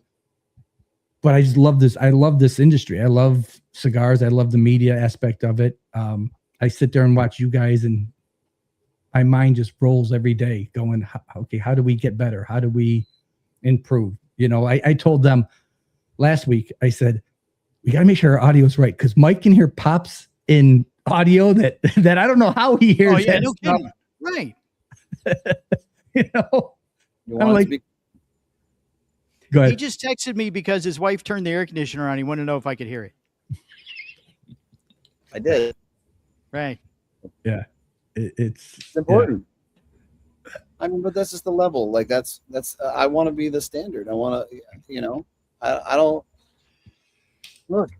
I mean, I'm not going to go into detail, but there's a lot of things that I do that are on a psychotic level of OCD, and it no, this is how it needs to be done.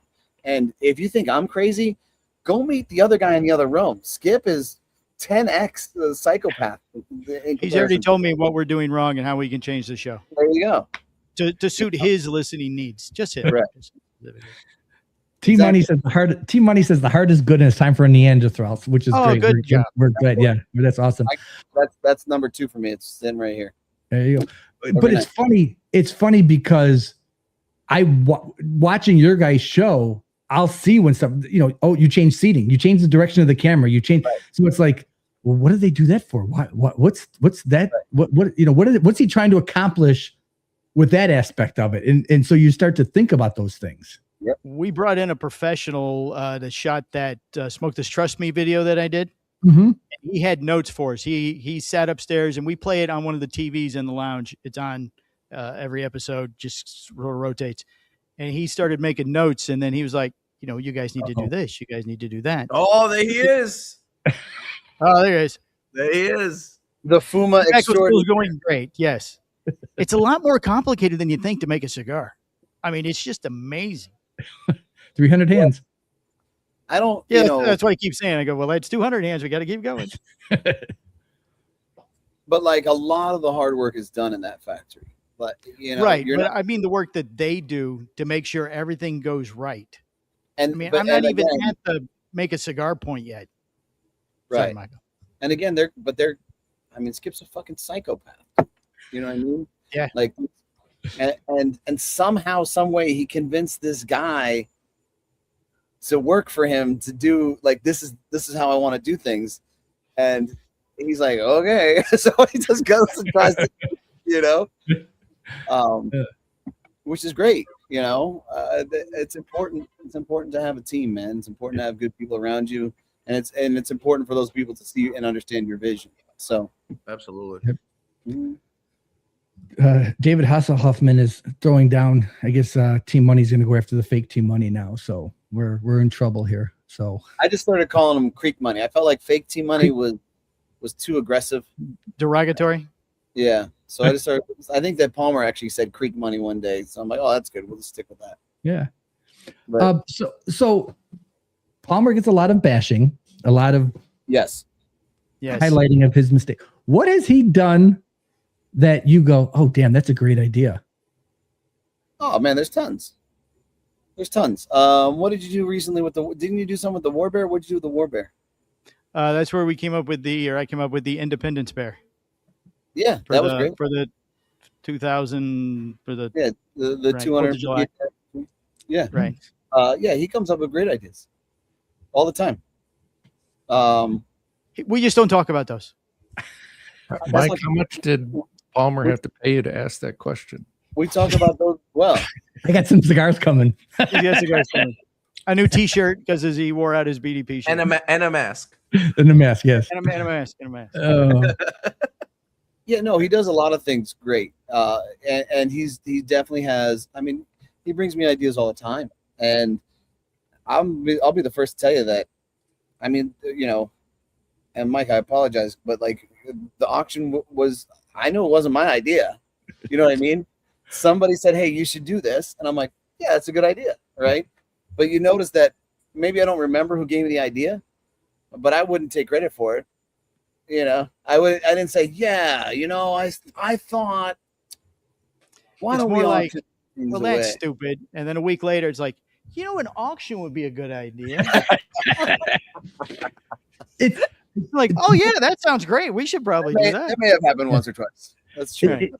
It's. I think if you're the person that's giving an idea and wants the credit for it, I think it's sort of it's doing the right thing when not worrying about being the recognition of it. It's sort of like going, and that's been my whole philosophy throughout my careers and multiple careers. And it's like going, I just want to see something get better. I just want to see, what how can we make this better? And if you can put something into play, hey, you were able to do it. Hey, here's an idea. And you're like, oh, we can do that. And it's like, damn, that's good. So it's like, enjoy it, run with it, go for it, make it fantastic. It's only going to make everything better. And it's only going to add to the listener's experience. So just for the record, if Greg had to be the one to turn the ideas into operationally executable deliverables, they'd never happen. If you're listening on Spotify, Skip just said Greg turned Mike's ideas into operationally executable deliverables. Yeah. He's the reserved one. He's the one that keeps us from going broke, which is a necessity. I'm not shortchanging that by any means. But I will tell you this, like, we have a listener that's I think he's in New Zealand. I'm gonna screw that up. G-Man, right? Mhm. Graham name. And we WhatsApp now. We message me all the time, and like he started looking. I gave him access to the site before it was live, and he's like, "This is kind of messed up. This is kind of jacked up." I'm like, "Okay, boom." He's like, you fixed it." I'm like, "Yeah." So then he's like, "Okay." So he'll send me. He started sending me more stuff, and then then I launched, right?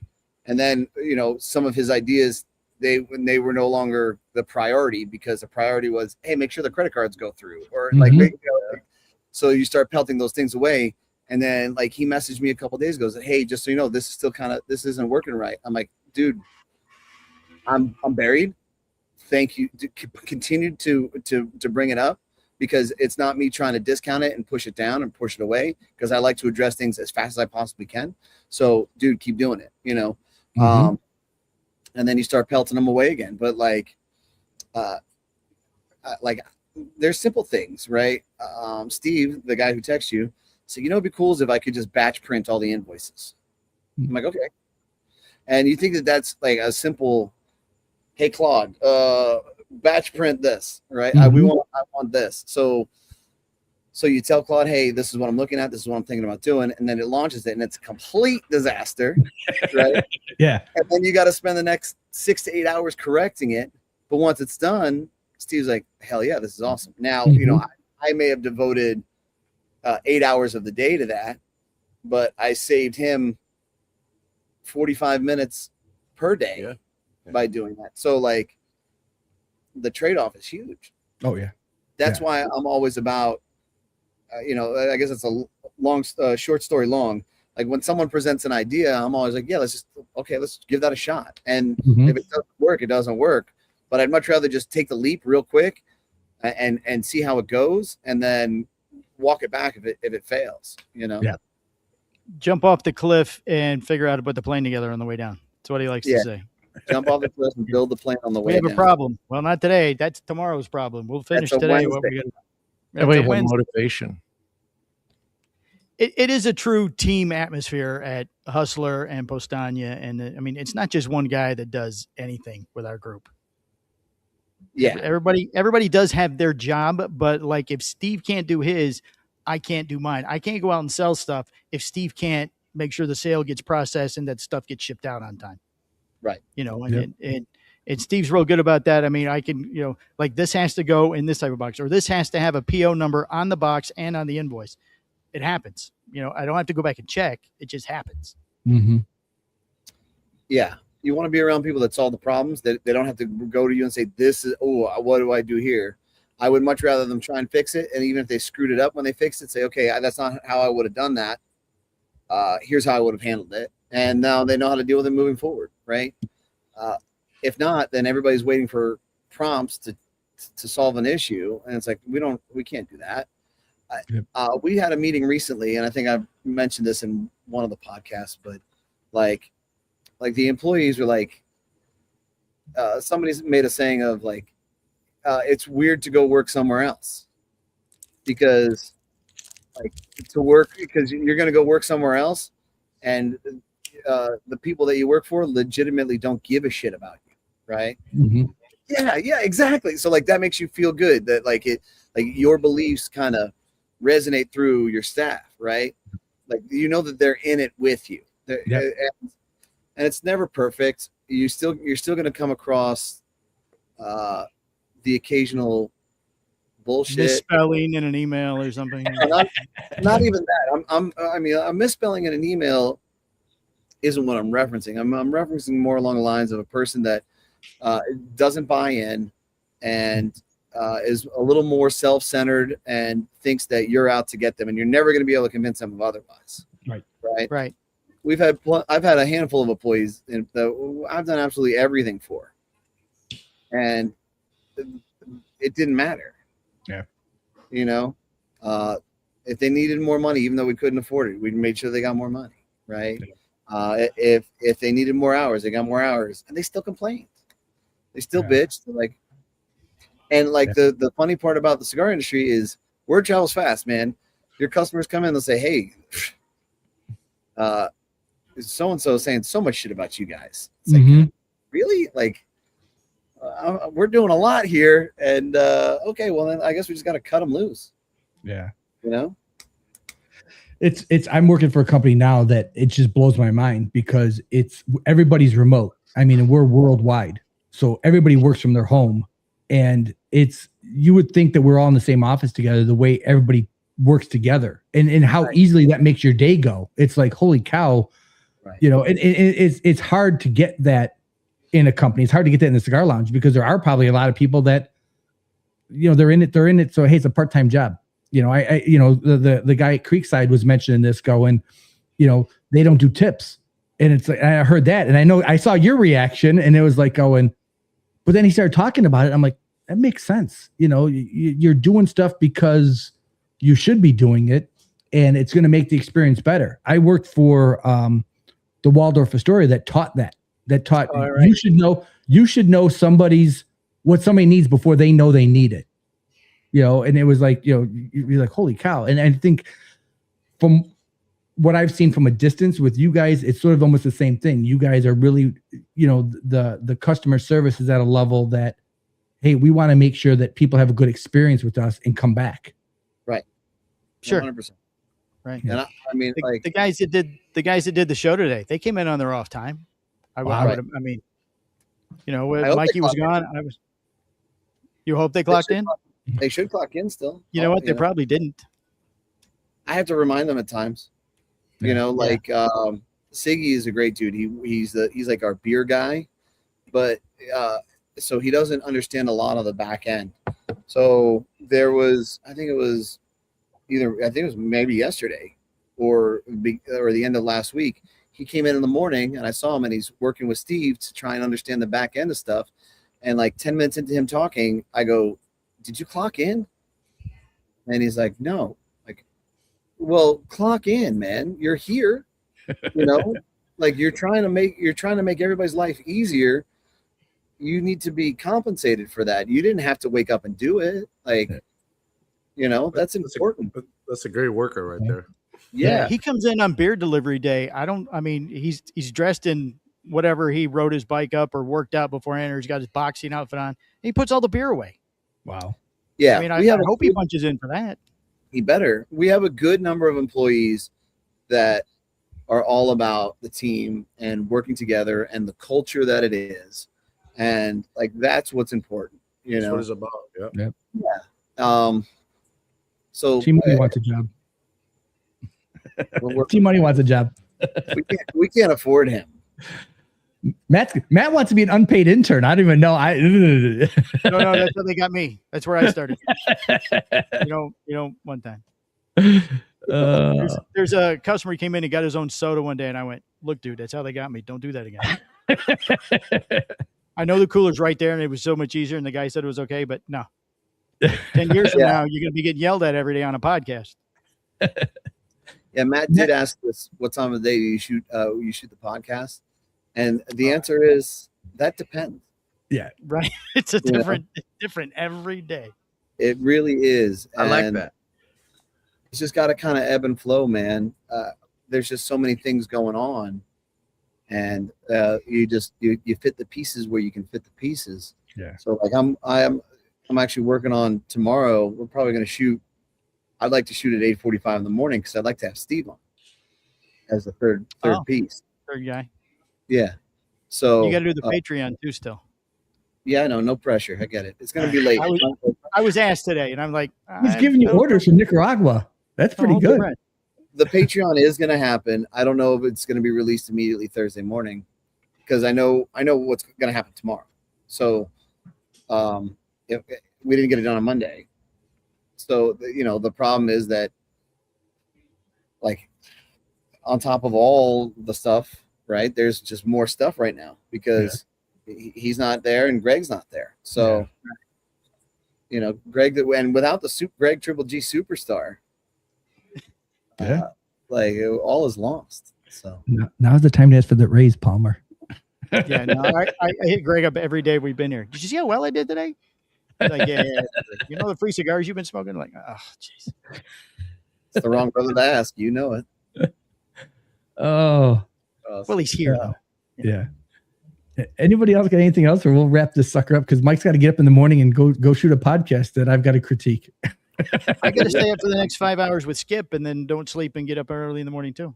There you go. I lit up this SBC 24 that I had. Nice. I finished my Sumatra. You said the SBC 26 is delayed? Yeah, only by a couple. We're not talking about that. Oh, sorry. Yeah, no, it should be out. If it doesn't ship end of next week, it'll ship the following week. So we're looking forward to that. It's a really good blend. Greg blended that one. Wow. Yeah. Super. Does he blend a lot of the stuff? No. Yeah. Okay. No. That was fast. No. No. You know what, dude? I honestly think that what just kind of happens is we always just kind of fall into role, right? So Greg is logistics and back end and all of that stuff. There's a lot of what's that? Yeah, he's the bank. Like I don't have access to the bank accounts. I just say I need this.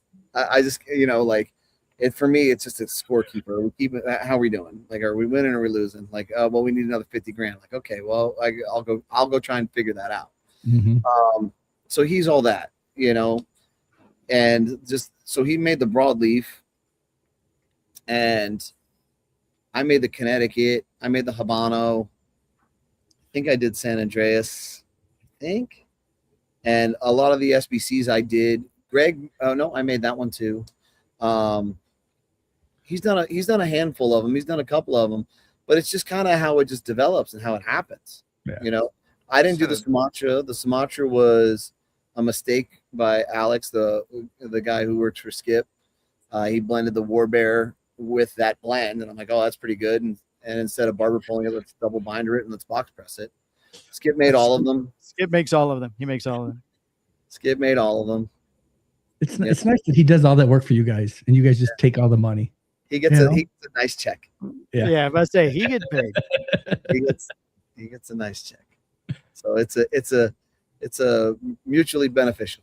It's always got to be win-win. Yeah. I was going to agree with David Hasselhoff, Marty. You smoking an SBC 24 is one less cigar that Triple G is going to be able to smoke. So he's not happy about that. So you got to watch that. Every time I order him, he's got some with him. He probably got a whole stack of them. That's all he smokes. Does. Right. That's his midday cigar. His midday, his early day, and his late day. Palmer said he was working on 3 new core lines. I'm sure he's exaggerating, but I'm exaggerating. Are you coming out with something new next year that you probably can't tell us about? No, I mean, we don't really have plans on it right now, to be honest. The vision that needs to be and what really is something that we've always tried to focus on is developing and moving more of the core that we've kind of developed. And we have 4 different variables at this point. And what's important is that those numbers really start to track. Now, I enjoy the LE stuff because it's fun.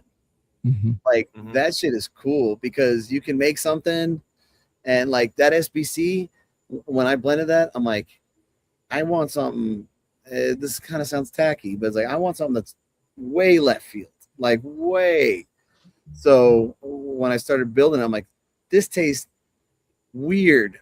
I like that. This is not a cigar that I've had before. So like that's fun. It's cool to make those things and then not be committed to them, right? But Skip will always tell you, he's like, well, you can't have so much demand for LEs and not big demand for core. So we're constantly focusing on really kind of developing that and building that. And I think that this year you're seeing more traction of that. We've gotten even better at what we do. We always try and get more efficient. And that's part of the, having the team that we have. That's, AI was definitely a game changer. I gave Mike and Greg the next idea. Mike will take credit for. So yes. So there you go. It's from Skip Martin. Yeah, there you go. From Skip. Yeah, we got a lot of new stuff coming out next year. We're gonna come with a different blend of BDP. Okay. Yeah, everybody's asking for a second BDP. Yes. I mean, there's definitely potential for that. I don't know.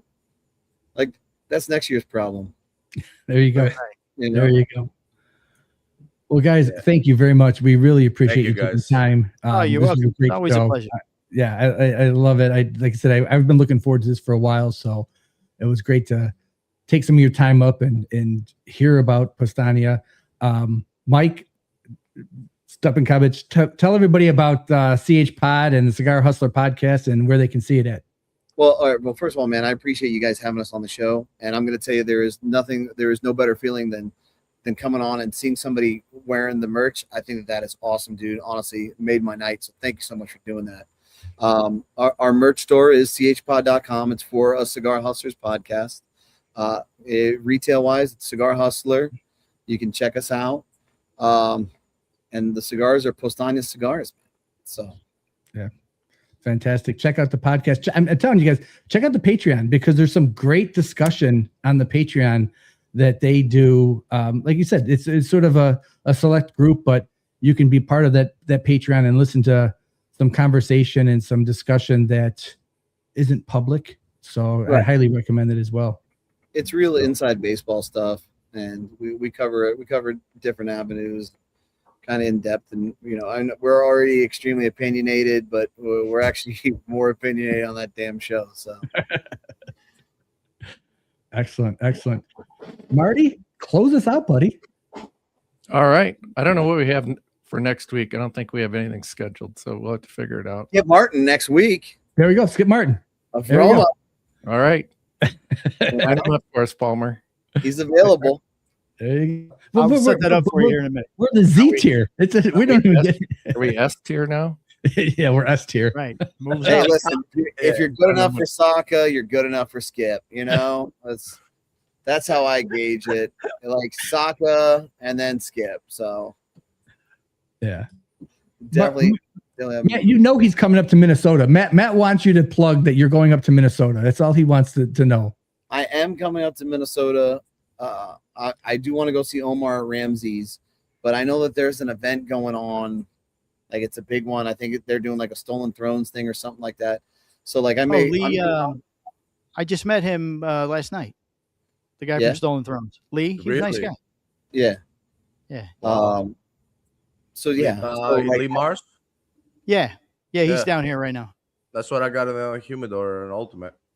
Great cigars.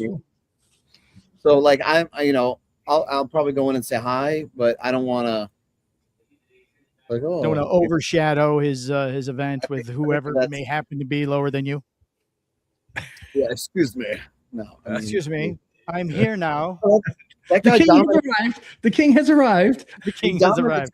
Hello, Hassan. He does a good job. So, but I don't know him. It's not like there's an Espinosa event. I go see Eric. You know what I mean? Yeah. Like, hey, what's up, dude? Right. And so I don't want to encroach, but I'll probably pop over there and make an appearance. There you go, Stolen Throne 29th. So, yeah, somewhere around that time, I'm gonna go see Omar Ramsey's. Matt will throw some ribs on the grill for you and the smoker, and you guys can smoke some cigars up in his shed. There you go. All I have to say, this is not an 81. So you guys know. Thank you, Teddy. Thank you. I look forward to the email for the Smoke This Trust Me. Yes, yeah. All right, Marty, one more time. Close us out. One more time, Marty. Mike and Mike, thanks again. Really enjoyed it.